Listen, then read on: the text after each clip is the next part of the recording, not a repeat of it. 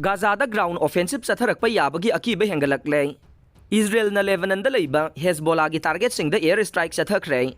Israeli forcing na Gaza strip the ground offensive Chatharakpa Yabagi Akiba Hengatlakle ngay marakta.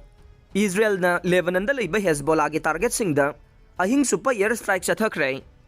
Israeli military gi chero laman na hairivade Israeli army na Lebanon da Leiba terrorist organization Hezbollah gi military target sing the air strike Chatharakre.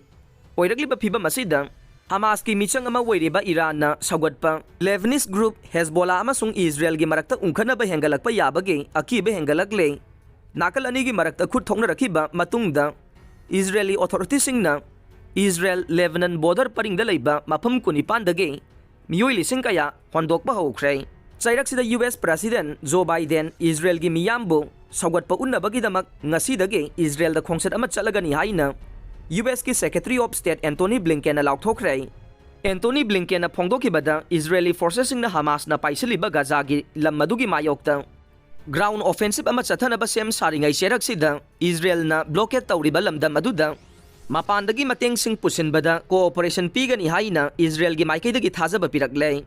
Hamas ki spokesperson Abu Abedai na ngahan phongdokibada Israel na Gaza da ground offensive chatharagani haibagi threat asina aikhoibu ki hanba leite taseng namak aikoi na madugi damak sem saduna leire